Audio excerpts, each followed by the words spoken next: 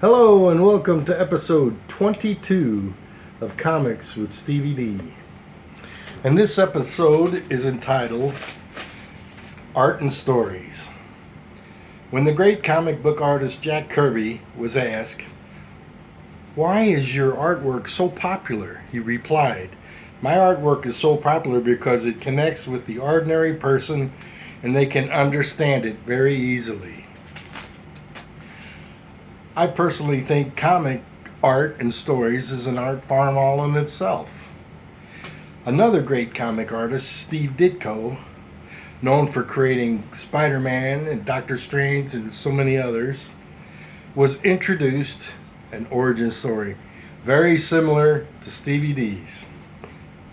His father would give him the Sunday paper and he would look at the comic strips. Well, the way it was with me is my father would get a Sunday paper and he would give me the funny papers, which is 2 or 3 sheets off of Sunday newspaper. And it was some quiet time I had with my dad, and he'd give me the funnies, as he called it, and I would lay on the living room floor with the 2 or 3 sheets and read Beetle Bailey, Haggard the Horrible, Spider-Man, Prince Valiant, and many others. It was quality time I spent with my dad.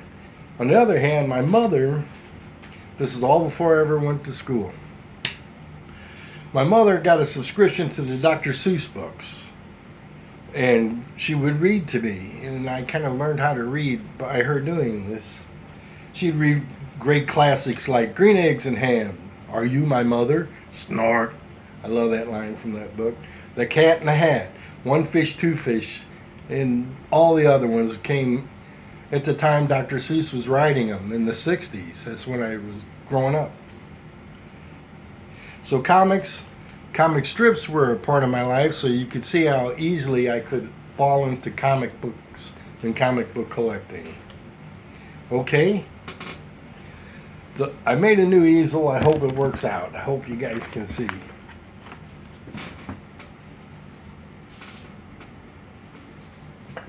The first book I have is Fantastic Four. Let me pull it back a little bit. There you go. Fantastic Four, number 399 from 1995. It's a Watcher cover, and Tom DeFalco and Paul Ryan were the creators. So what I want to show you is a great portrait of the Watcher right on the first page. Isn't that pretty cool?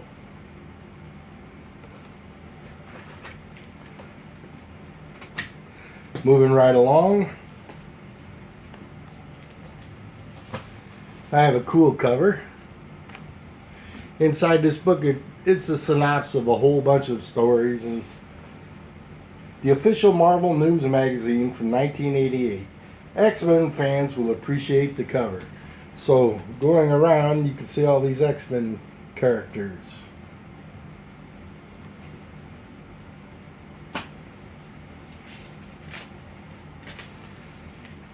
Black Panther number 522, artwork by Francisco Francavilla.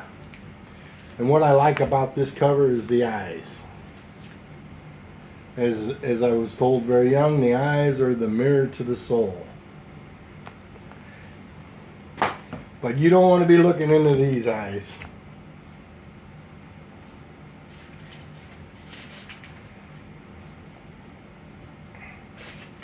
This is the comic book story of Whitley Strieber's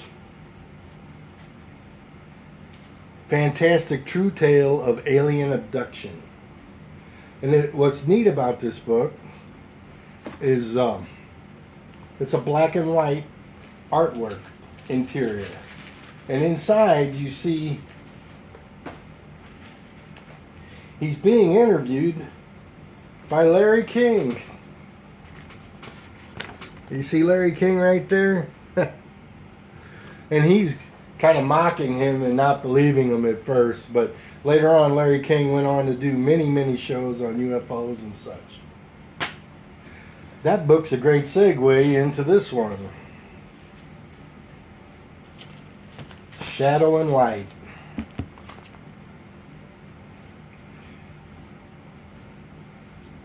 This book's from 1988, and I want to show you the difference, even though it's pencils, how intricate pencils can be. Any page will work. So you can see there's a real good page earlier on that I really liked. Oh, here we go. It's this style right here. And plus you get all these superheroes on the cover too. Now that's pretty good pencil work. So you got the Hulk and Iron Man and Black Widow and Daredevil all on that cover.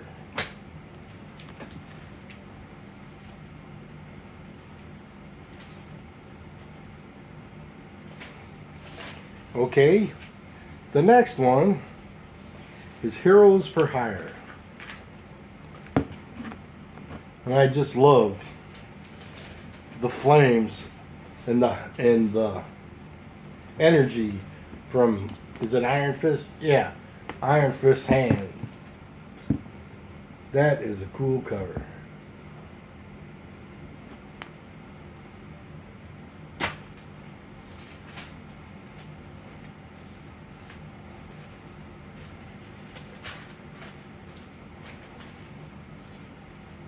The artist was Sonia Oback and Doug Braithwaite. Now here of the bunch, this is my favorite cover of what I'm showing you today. Thor number 4 from 2007. What's interesting about this book, it's a variant cover. That's a different rendition of the cover. And I looked this up just to give you a little information. This book is in really good shape. I bought it and read it. Cost $3 or $4 when I bought it, and I had it stored all that time.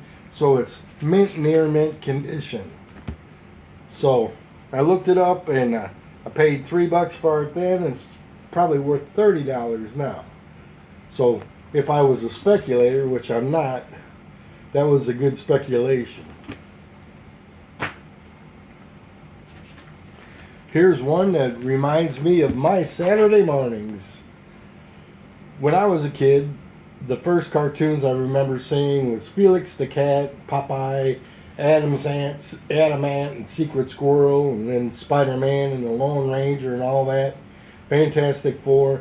There used to be a show where a weatherman was Corky the Clown, and they would show Marvel hero cartoons in segments, and then commercial, and you'd see the rest of the show. But this is Avengers 1 from 1999, United They Stand, based on the TV show, which I watched with my children.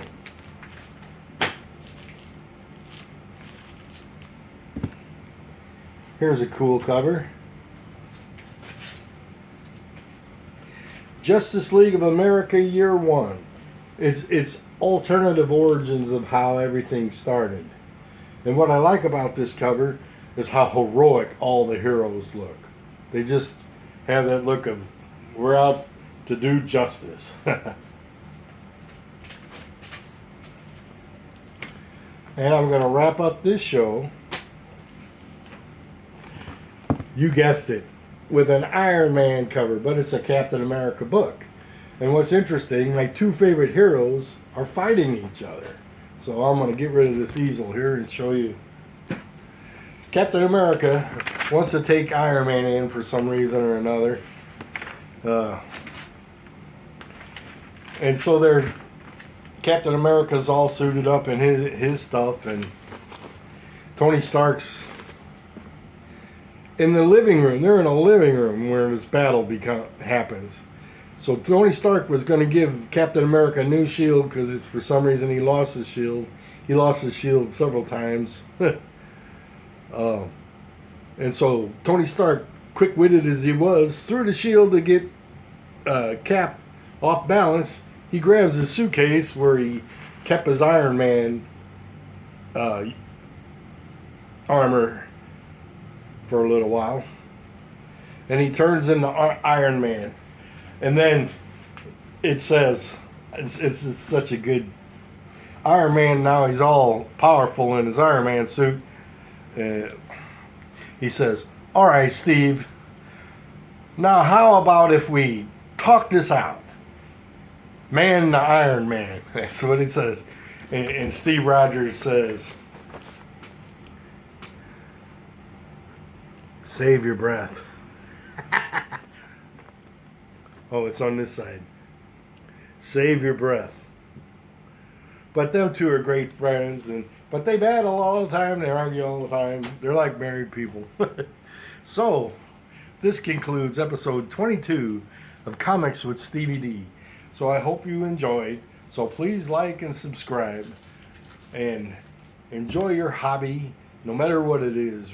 Writing or reading or gardening or painting or poetry, you name it. Everybody's got a hobby.